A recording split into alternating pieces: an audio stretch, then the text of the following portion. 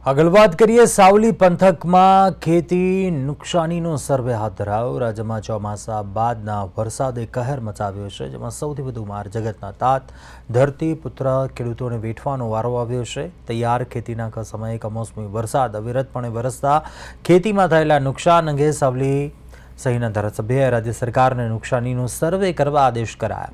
135 વિધાનસભા મતવિસ્તારના ધારાસભ્યએ પ્રાંત કચેરીએ પાક નુકસાનીના સર્વેના કર્મચારીઓ, તલાટીઓ, ગ્રામ્ય સેવકો સાથે બેઠક યોજી સૂચન કર્યા બાદ સમગ્ર પંથકમાં સર્વેની કામગીરી હાથ ધરાઈ હતી।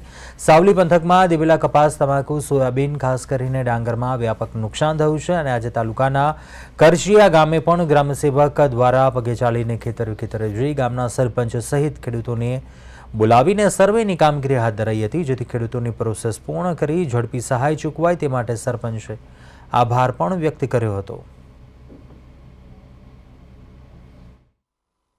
ગઈકાલે અમારા ધારાસભ્ય શ્રી કેતનભાઈ ઇનામદાર સાહેબે તાલુકા સેવા સદન ખાતે મિટિંગનું આયોજન કર્યું। તેમાં તલાટી અને ગ્રામ સેવકને બધાને મામલતદારથી લઈ ટીડીઓ સાહેબને બધાને રજૂઆત કરી અને કાલે વહેલી તરીકે સર્વે થાય તે માટે આજે રવિવાર હોવા છતાં મારા ગામમાં ગ્રામ સેવક ને પસવા કરચિયા બેનને સર્વે કરી અને કપાસ, ડાંગર, સોયાબીનને જે નુકસાન છે એનું વહેલું છે કે સર્વે કરી ને મારા દિવેલા ને મારા ગામને વહેલી તકે સર્વે કરી એ માટે રજાનો દિવસ હોવા છતાં ગ્રામ સેવકે હાજરી આપી તે બદલ ધારાસભ્ય શ્રી કેતનભાઈ ઇનામદાર સાહેબ અને અમારા ગ્રામ સેવકનો આભાર વ્યક્ત કરું છું।